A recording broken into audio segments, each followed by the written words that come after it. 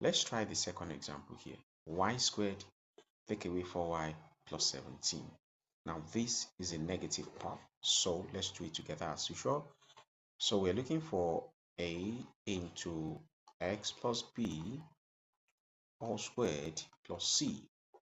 But we have to rewrite this expression as y squared minus 4y plus k minus k plus 17. Now, once we've done this, then we can think about finding the value of k. Remember, k is b, excuse me for that.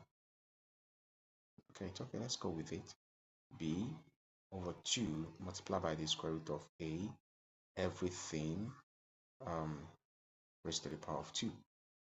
And the coefficient of y is -4, that of y squared is 1. So let's put it back into the expression. So we're going to get -4 over 2 multiplied by the square root of 1, everything squared. So now that we have everything there, we can simplify. So -4 by -4, or rather, let's just do the simplification directly. -4 over 2, all of it squared. And that would be like -2 squared, which would give us 4. And of course, we're going to take note of these points because we are multiplying negative to give positive. It's very important. Now, the next thing I'm going to do is to do y squared -4y. Now, plus k. K is 4, but I would like to use the -2 squared to make it easy for me to work with.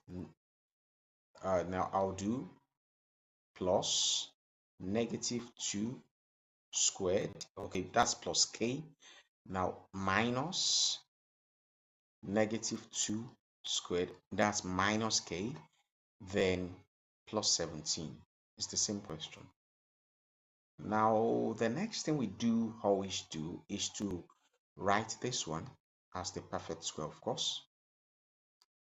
So how do we write that as a perfect square? We take the square root of the first term and the last term. So we have y take away 2 all squared